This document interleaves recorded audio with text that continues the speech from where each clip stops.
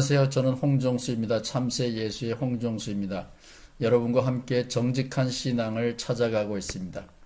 가능한가요? 예, 가능합니다. 필요한가요?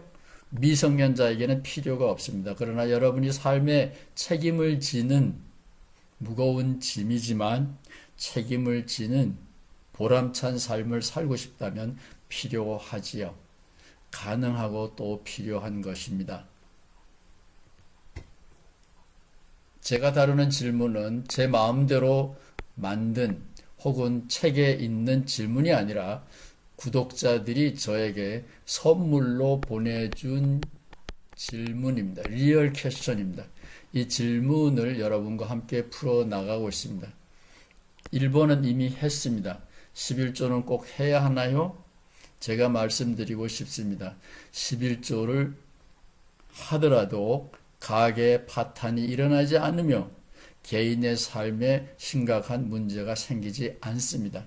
10분의 1을 교회나 이 지역사회 혹은 나라, 지구촌을 아름답게 꾸미려고 애쓰는 훌륭한 자선사업 단체에다가 꼭 기부하십시오. 두 번째, 주일 성수 꼭 해야 하나요? 꼭 해야 하는 게 아니라 코로나 시대에 닥친 질문인데 코로나가 우리의 갈 길을 막더라도 예배당과 나 사이의 길을 막더라도 지금은 온라인 시대가 되었기 때문에 주일 성수는 전혀 문제가 없습니다. 자, 11조와 주일 성수를 한다고 가정하고 그렇게 진지하고 성실한 크리스찬이 있다고 가정하고 포스트 코로나 이후에 새로운 형태로 신앙생활을 자리잡고 성실하게 신앙생활을 하려고 하는 신도들을 상대로 하는 교회의 목회자는 무엇을 해야 되는가? 옛날 아날로그 시대 교인들이 예배당에 와서 예배를 드리고 밥을 함께 먹고 밥 먹고 나서 상담을 하고 신방을 가고 그런 옛날 아날로그 시대의 목회자가 아니라 디지털 사이버 시대, 온라인 시대, 교인들이 예배당에도 나오고 온라인으로 예배보는 이 시대에, 이 포스트 코로나 시대에 목회자는 무엇을 해야 되는가? 옛날처럼 목회하면 교인들이 헌금 안 합니다. 대교회에서도 이미 이런 문제는 일어나고 있습니다. 식사 시간에 혹은 교회가 벌이는 특별 행사 때는 사람들이 많이 참여하지만 헌금은 안 한다 이겁니다. 나가주는 것만 해도 고맙지 무슨 헌금씩이나 합니까? 왜냐하면 이제는 온라인 예배가 제공하고 있기 때문에 내가 이 교회에 몸을 이끌고 참여해 준 것만 해도 목회자가 나에게 고마워해야지 무슨 헌금씩이나 하냐. 이렇게 변화된 똑똑한 크리스찬들이 상당히 많이 생겼습니다. 따라서 아날로그 시대 예배당에서 예배 보는 크리스찬들의 전부라고 생각하던 옛날 사고방식은 이제 버려야 됩니다. 포스트 코로나 시대에 코로나19 이후에 목회자들은 특별한 책임을 가지고 있습니다. 오늘은 그 목회자를 위한 특별 보강 강의입니다. 여기에 있는 세 가지 질문은 다음 시간에 다룰 건데 다음 시간의 주제는 굉장히 어려운 문제네요. 여러분도 한번 생각해보고 오시기 바랍니다. 예수 믿는데 왜 고난의 연속인가? 이건 굉장히 어려운 질문인데 우리 목회자가 교인들의 질문을 저에게 전달해 주셨습니다. 다음 시간에 함께 고민해 보겠습니다. 오늘은 주일 성수 하고 11조도 하고 왜 그래야 되느냐? 혹시 누가 질문을 하고 싶은가요? 왜? 뭐가 좋은데?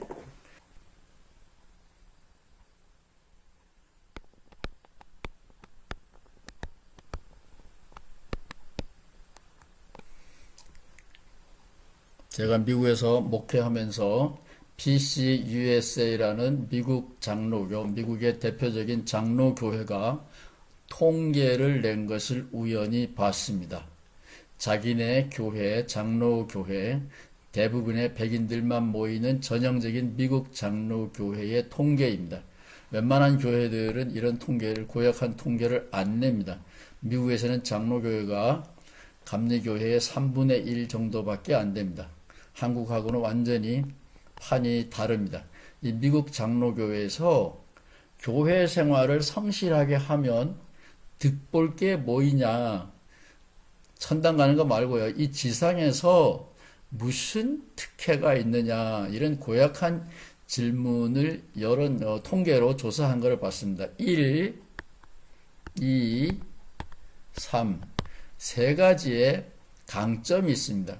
11조를 열심히 하고 교회 열심히 나가면 강점이 있는데 1번 교회에서 적극적인 사고방식을 배우는지는 모르지만 미국 평균적인 사람들의 학력보다 장로교회, 미국 장로교회에 나오는 교인들의 학력이 더 높다. 미국 사람들 평균 소득보다 PCUSA 미국 장로교회에 열심히 나오는 사람들의 소득이 높다. 3번 이거는 PCUSA만 해당하는 것이 아닙니다. 신앙인이 성실하게 사는 신앙인이 불교 신자나 이슬람 신자도 해당이 될 거라고 확신합니다.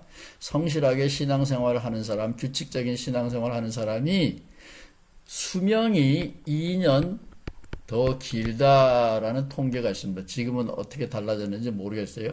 이 통계가 한 10년 됐을지 모르겠습니다.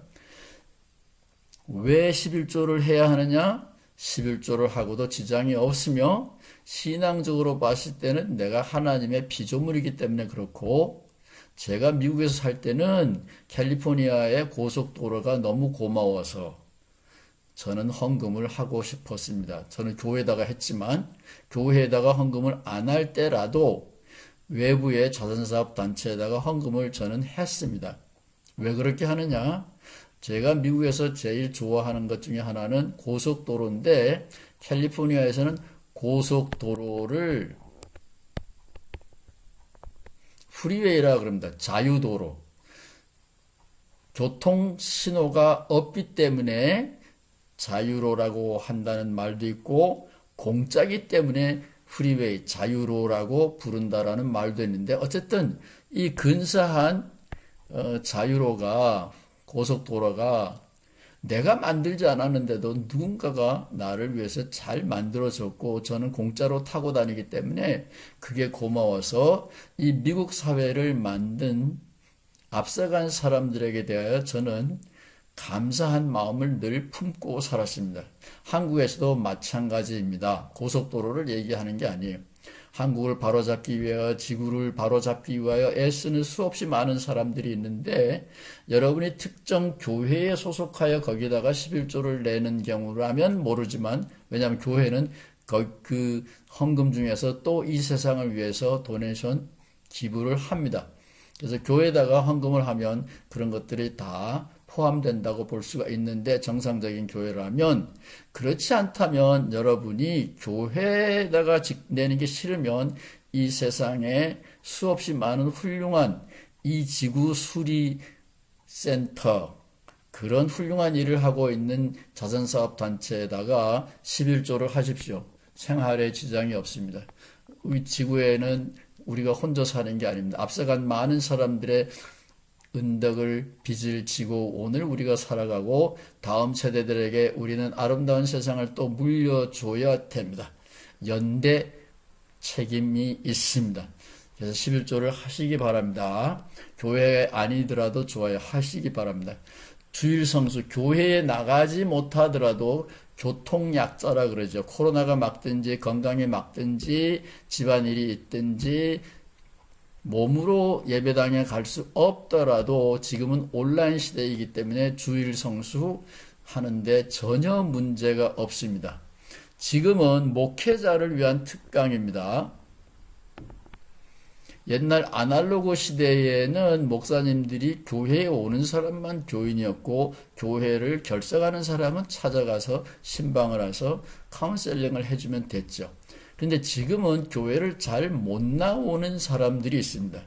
어쩌면 온라인 교인들이 점점점 늘어날 가능성이 있습니다. 이 사람들은 교회에 한 달에 한 번, 계절에 한 번, 1년에 한 번 올까 말까 한 사람들이지만 여러분 교회에다가 헌금을 하거나 이 세상의 아름다운 단체에다가 헌금을 하거나 교회의 가르침대로 성실하게 사는 온라인 크리스찬들이 있습니다. 사이버 크리스찬들이 있습니다. 그런 사람들을 생각하고 목회자는 옛날 아날로그식으로 생각하시면 안 됩니다. 목회자는 새로운 것을 준비하셔야 됩니다. 오늘은 그 얘기를 하는 보강입니다. 온라인 시대에 직접 몸으로 교회에 참여할 수도 있고 온라인으로 예배 참여하는 사람들도 있습니다. 이제는 예배 참여의 모양이 바뀌었습니다. 그 사람들에게도 똑같은 서비스를 해야 됩니다. 저는 그 사람들도 교회 혹은 목사님의 설교에 걸맞는 지구상의 어떤 단체에다가 11조 헌금을 한다고 전제를 하고 여러분은 목회자는 그분들에게 대하여서도 성실한 서비스, 봉사의 책임이 있습니다. 지금은 시대가 달라졌습니다. 실례로 이거는 감리교회입니다. 이거는 장로교회입니다. 이 교회는 한국교회입니다. 이 교회는 제가 살던 LA에 있는 미국 교회입니다. 이 두 교회 목사님들은 다 제가 개인적으로 친구처럼 지내는 훌륭한 교회고 두 교회가 다 100명 미만의 아담 사이즈 교회입니다. 같은 날 예배입니다. 두 교회는 다 9월 17일 이렇게 페이스북에다가 안내문을 올렸습니다. 같은 날이고 이 두 교회는 다 예배를 그라운드 캠퍼스, 그라운드 처치, 대면 예배도 드리지만 온라인 예배, 온라인 처치, 사이버 처치에서도 실시간으로 예배를 중계를 했습니다. 제가 지금 소개하고 있는 이 한국의 감리교, 미국의 장로교는 대형 교회가 아닙니다. 돈이 많은 교회가 아닙니다. 이 두 분이 무슨 타고난 테크니션, 컴퓨터 기술자도 아닙니다. 조금만 성실하게 준비하면 누구든지 할 수 있습니다. 지금은 시대가 달라졌습니다. 지난 주일이 성령 강림절 16번째 예배입니다. 이 한국감리교에서는 70번씩 7번이라는 주제로 예배를 드렸네요. 여기 장로교회는 함께 울자 그런 얘기 같아요. 어쨌든 지금은 온라인 실시간 예배가 중계되고 방송되고 있고 교인들은 교통약자라도 핑계에 대해서 오늘 예배는 빼먹는다가 아니라 매주 정해진 시간에 예배 드릴 수 있습니다. 저는 자기가 약정한 헌금을 규칙적으로 하고 자기가 선택한 교회에 몸으로 나가든지 온라인으로 하든지 예배를 정기적으로 본다고 가정하고 그런 성실하고 진지한 포스트 코로나 이후에 교인들에게 목회자는 뭘 준비해야 되느냐? 옛날처럼 하시면 안 되고 온라인 예배를 중계로 생방송으로 내보낸다. 그것만 가지고 되는 것이 아닙니다. 꼭 기억하셔야 됩니다. 저는 미국에 가서 유대인들하고 오래 살았습니다. 유대인들 옆에서 오래 살았고 유대인들 책을 많이 봤습니다. 제가 미국에서 공부하는 박사과정 한 학교가 에모리 대학이라는 데인데 그게 애틀란타입니다. 동부에 있습니다. 남부라고도 하고 동부에 있는데 그 대학의 칼리지 학생들 절반이 유대인이랍니다. 유대인들이 왜 에모리 대학의 학생들을 많이 보내느냐? 부모님들이 은근슬쩍 짰대요. 유대인들이 자기네들이 태어나서 유대교인이라는 게 싫어서, 유대인이지만 유대 종교 교인은 싫어서 다른 인종들하고 결혼하는 것을 좋아한답니다. 그래서 부모가 자녀들에게 유대인들끼리 결혼해라, 그 말은 100번 해야 자녀들에게 먹혀 들어가지도 않고 말하면 역효과죠. 그래서 부모들끼리 짰대요. 대학을 하나 정해가지고 그리로 보내자. 거기서 만나면 지네들끼리 연애를 할 거다. 그래서 플로리다에 유대인들이 굉장히 많이 살고, 뉴욕에도 유대인들이 굉장히 많이 살고 있는데, 이 유대인들이 자기네 젊은이들, 아들, 딸을 에모리 대학으로 보냅니다. 에모리 대학은 감리교 학교입니다. 거기에 보내면 지네들끼리 연애를 한다 이거예요. 제가 바로 그 무렵에 박사과정을 하고 있었는데, 서점에 갔을 때 이런 책을 봤어요. 한국말로 하면 이 책의 제목은 이런 겁니다. 바리새인 서기관과 함께 천국 간다. 바리새인과 함께 천국 간다.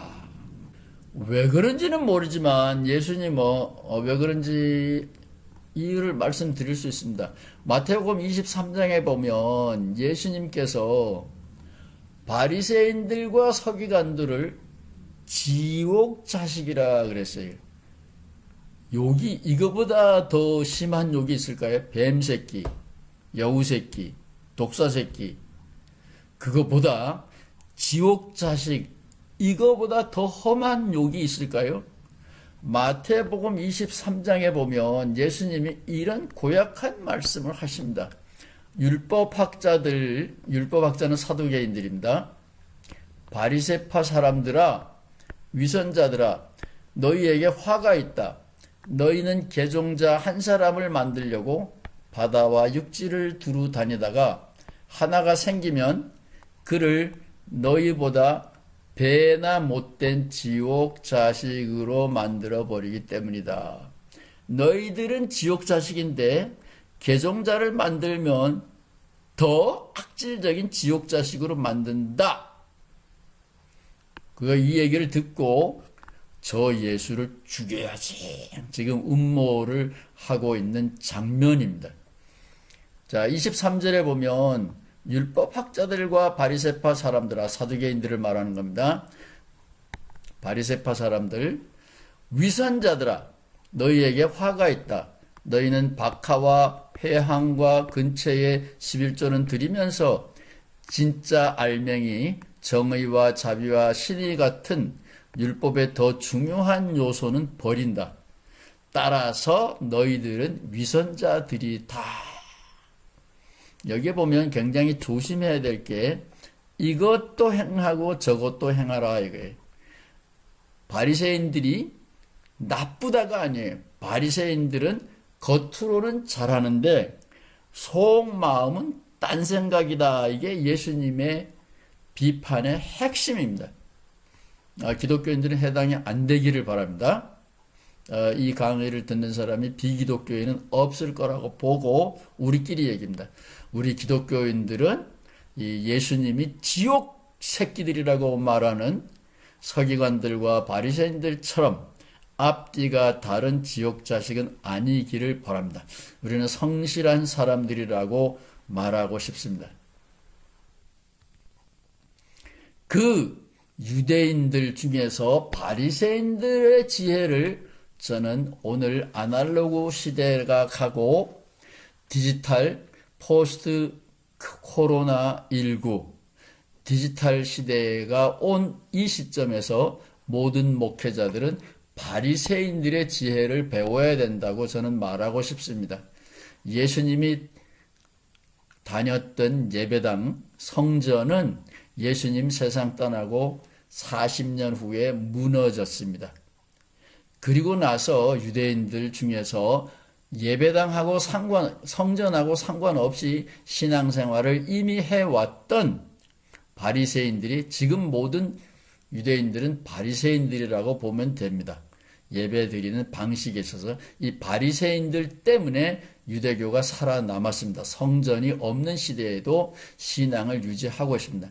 따라서 바리새인들의 지혜는 굉장히 중요한데 예수님 세상 떠나고 170년쯤에 바리새인들은 계율을 완성시켰습니다. 그 계율의 종류가 613개입니다. 이 613개만 잘 지켜야 천당 간다. 유대인들은 천당 가려고 믿는 건 아니에요. 하나님께 온전히 영광을 돌린다 하는 건데, 이 책은 기독교인들 보라고 만들어진 책이에요. 그래서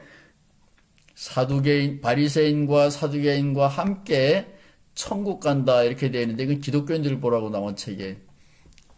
바리새인들이 어떻게 하나님께 영광을 돌리며 자기 자신에게 구원의 확신을 갖느냐, 613개의 생활 규칙을 지킨다, 그런 겁니다. 제가 바리새인들의 책을 여러 개 봤어요. 그리고 나서 예수님의 이야기와 유대인들의 입장이 양쪽 다 이해가 됐습니다.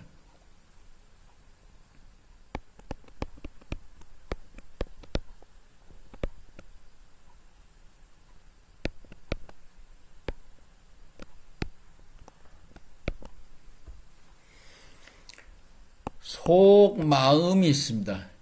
겉에 행동이 있습니다. 바리새인들은 예수님 떠나고 예수님이 30년의 세상을 떠났다면 플러스 170년 하면 200년이 되는데, 예수님 세상 떠나고 170년쯤 지났을 때 유대인들은 613개의 생활 규칙을 완성시켰습니다. 이 생활 규칙 613개 중에서 서너 개만 사람 눈으로 확인할 수 없는 마음의 문제고, 나머지 600개라고 보면 되겠죠. 나머지 600개의 법칙은 일상생활에 대한 겁니다. 눈에 보이는 거예요. 예수님은 손은 씻으면서 왜 마음은 깨끗하게 안 하느냐 그랬는데, 유대인 바리새인들의 대답이 있어요. 손 깨끗하게 하는 것도 힘들지만 손이 깨끗하게 하는 거는 모두가 확인이 되지만 마음을 씻었는지 안 씻었는지 누가 확인하느냐? 물론 하나님이 확인하지만 하나님이 확인했는지 안 했는지 우리가 어떻게 아느냐? 그거는 우리가 통제할 수 없는 거기 때문에 각자 판단에 맡긴다. 따라서 바리새인들은, 오늘날 유대인들은 서로 격려하고 경계하면서 외적인 행동 600가지를 일상생활 속에서 지킨다. 이것으로서 우리는 유대인이 유대인이라는 것을 확인하고 자랑스럽게 생각하고, 이걸로 기독교식으로 말하면 구원받는다, 천당 간다. 자, 이것이 바리새인들의 정신이고 삶의 방식이에요. 예배당에 가서 예배를 몇 번 드렸느냐, 매주 드렸느냐, 그게 중요한 게 아니에요. 예수님 시대에도 예배당은 예루살렘 한 군데밖에 없었고, 예수님도 평생에 공생의 기간 동안에 예루살렘에 한 번밖에 안 갔다 그랬죠. 3년 목회하는 동안에. 그러니까 예루살렘에 가고 안 가고가 중요한 게 아니에요. 일상생활에서 하나님께 영광을 돌리는 것, 일상생활에서 소금과 빛이 되는 것, 그것이 바리새인들이 오랫동안 실천해온 신앙의 지혜입니다. 포스트 코로나 시대에 우리는 바리새인들 지혜를 반드시 배워야 된다고 저는 확신합니다. 일상생활 속에서 신자 생활을 하도록 디지털 시대의 목회자들은 가르쳐야 된다, 그 얘기입니다. 책임이 여기에 있습니다. 가르친다 그래서 공감대가 형성되지 않은 상황에서 자기 멋대로 목사님이 이렇게 하시오, 이렇게 하시오, 이렇게 하시오. 그리고 자기는 실천도 안 하면서 그렇게 할 수는 없습니다. 충분히 예배에 참여하는 사람들과 공감대가 형성된 범위 내에서 생활의 계율을 정하시고 이 계율을 지키도록 온라인 교우들을 인도하는 것이 목사님들의 새로운 책임입니다. 그 이전에는 교인들이 교회에 열심히 나오면 교회 생활의 신자였어요. 이제는 일상생활 속의 신자로 바꾸어져야 되기 때문에 목사님들의 역할은 이 신자들의 일상생활의 구체적인 가이드라인을 생각해 보셔야 되고, 유대인들처럼 600개 하면 머리에 쥐나니까 우리는 7개, 3개, 4개, 그것도 맞나요? 7개를 넘지 않으면 좋겠습니다. 우리 교회에 속한 사람들은 이것을 지키십시오. 나 혼자 있을 때, 가족과 더불어 있을 때, 바깥에 나갔을 때 이것을 칼같이 지키십시오.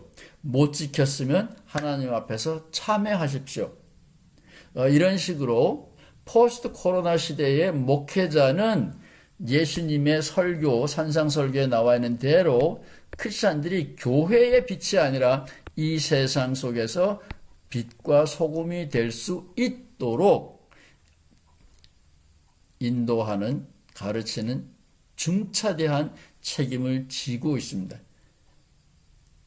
바리새인들이, 지금의 유대인들이 이미 2000년 전에 시행해 온 삶의 신앙생활의 지혜입니다. 교회의 크리스찬이 아니라 일상생활 속의 신자의 생활.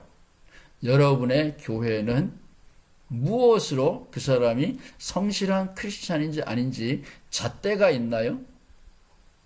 7개라고 쳐요. 잣대로 본인이 객관적으로 확인할 수 있나요? 중요한 점은 유대인들은 이 600개의 잣대가 외형적으로 판단될 수 있다 그겁니다. 예수님은 마태복음 23장에서 회칠한 무덤이라고, 지옥 자식이라고 신랄하게 사람이 할 수 있는 최악의 욕을 퍼부었지만 유대인들의 시각에서 본다면 그것은 사연이 있습니다. 속마음을 다스리지 말라는 게 아니라 그것은 각자와 하나님 간의 문제고 서로 격려하여 외적인 행동도 모범이 되고 하나님께 영광이 되도록 살자라는 거지, 이게 전부다라는 게 바리새인들의 입장은 아닙니다. 크리스찬들의 일상생활 지표, 크리스찬 인덱스, 이것을 목사님들은 꼭 만드셔야 돼요. 7개 정도면 넉넉할 것 같아요. 바리새인들의 지혜를 배우자. 이거 잊어버리시면 안 됩니다. 지금은 시대가 달라졌습니다. 목사님들 자기네 교회의 예배 프로그램을 온라인으로 내보냈다. 끝! 절대로 아닙니다. 시대가 달라졌습니다. 바리새인들의 지혜를 꼭 배우시기 바랍니다. 감사합니다.